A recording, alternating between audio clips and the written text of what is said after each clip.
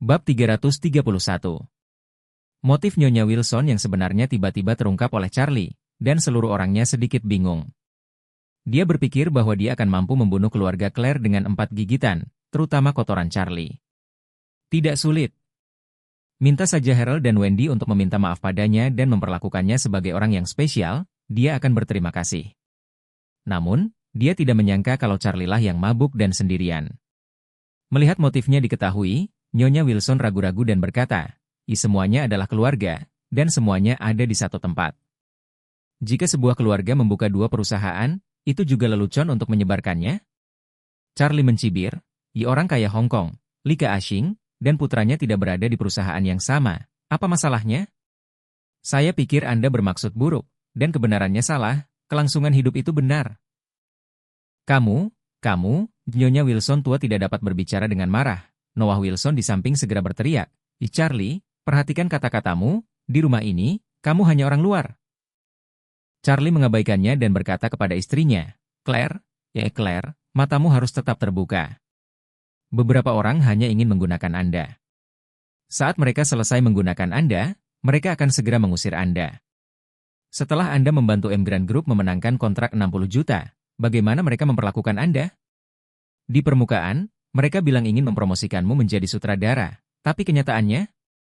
Di perjamuan, mereka mengumumkan secara terbuka bahwa Harold dipromosikan menjadi sutradara. Apakah Anda masih ingin mengalaminya untuk kedua kalinya? Ekspresi Claire langsung menjadi sangat menakjubkan. Pada saat ini, dia benar-benar mengerti sepenuhnya. Berkat pengingat suaminya Charlie, jika tidak, kemungkinan besar dia akan tertipu oleh mereka lagi. Pada saat ini, Harold melihat bahwa rencananya bangkrut, dan menunjuk ke arah Charlie dengan marah, dan berkata, Charlie, kamu sutra bau, adakah tempat untuk kamu bicarakan? Apakah Anda membuat masalah dengan pekerjaan rumah kami? Anda tidak ingin hidup lagi. Baik. Charlie menatapnya dengan dingin dan bertanya, mengapa? Tidak bisa berpura-pura.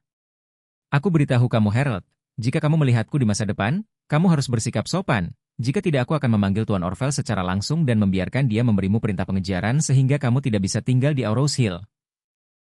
Aku akan menemui ibumu. Harold sangat marah, dan berteriak, kamu menggertak saya? Jangan berpikir saya tidak tahu siapa Anda. Bukankah Anda sesuatu yang akan ditipu dan diculik? Ketika mereka mengetahui trikmu, aku bahkan tidak tahu bagaimana kamu mati. Charlie mencibir, setidaknya mereka belum melihat trik saya. Setidaknya mereka masih dengan hormat memanggil saya Tuan Wade.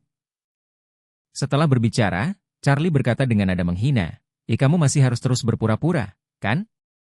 Oke, saya akan menelepon Tuan Orville sekarang. Segera setelah itu, Charlie mengeluarkan ponselnya, segera menelepon Mr. Orville, dan menyalakan speaker. Wajah Harold tiba-tiba memucat karena terkejut, dan keringatnya terus turun. Orang ini sebenarnya bernama Orville? Jika Orville benar-benar ingin memberinya perintah pengejaran, bukankah dia akan habis? Ketika dia memikirkan hal ini, dia segera membujuk dirinya sendiri, dan berseru, Charlie, aku baru saja membuat lelucon denganmu, jangan menganggapnya serius, kamu adalah saudara iparku, kita adalah sebuah keluarga. Charlie tersenyum dan berkata, aku dan kamu bukan sebuah keluarga. Saat berbicara, telepon masuk. Tuan Orville bertanya dengan hormat, Tuan. Menyeberang? Charlie melirik Harold, yang gemetar seperti sekam, dan berkata dengan ringan, Mr. Orville, jika saya meminta Anda untuk membuat perintah pengejaran, berapa banyak saudara yang bisa mengikuti? Bab 332. Tuan Orville segera berkata, Tuan Wade, saya memiliki orang-orang di Aurose Hill, dan sebagian besar klub malam, bar, KTV, dan lokasi konstruksi memiliki orang-orang saya.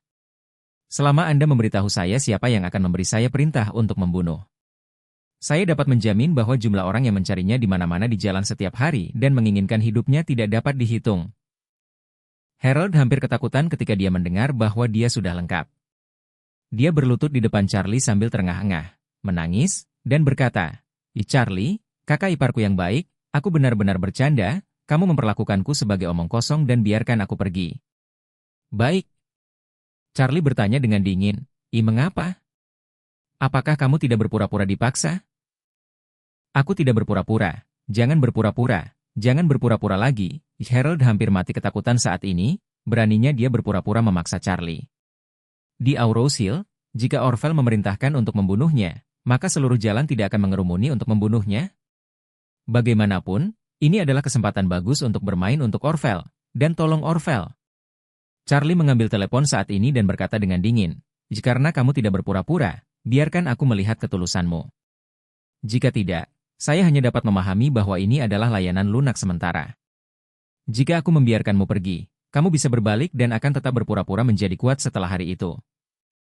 Harold menggelengkan hatinya, menyadari bahwa Charlie mungkin tidak akan membiarkannya pergi begitu saja. Jadi tanpa sepatah kata pun, dia segera membenturkan kepalanya ke lantai licin dan keras rumah sakit, membenturkan 3 kali. "Charlie, aku salah. Saya minta maaf kepada Anda. Maafkan aku, jangan biarkan Orvel mengejarku." Karena itu, Harold sudah menangis dan menyesali kematiannya di dalam hatinya. "Apakah ada masalah dalam pikiran Anda? Mengapa Anda harus memaksa Charlie berpura-pura dipaksa? Bukankah ini kasus kematian?" Ketika Orvel menyadari bahwa dia pembohong, dan meretasnya sampai mati masih menjadi masalah, tetapi jika Charlie benar-benar membiarkan Orvel meretasnya, dia tidak akan bertahan besok pagi.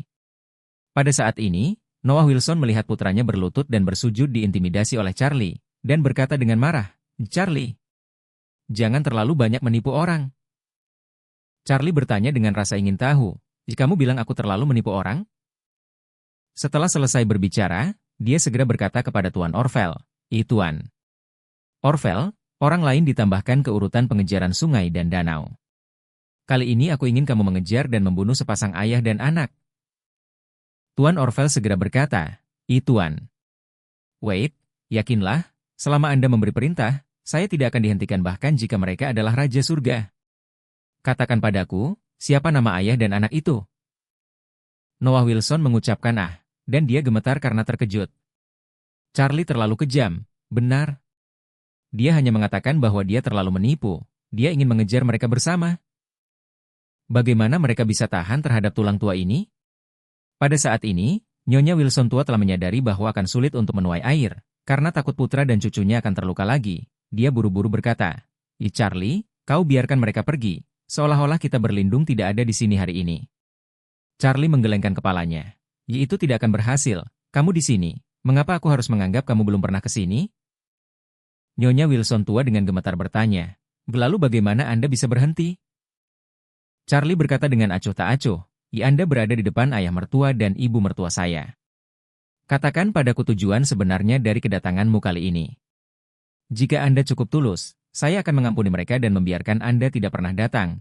Jika Anda tidak cukup tulus, saya minta maaf, saya telah membuat perintah mengejar kematian ini.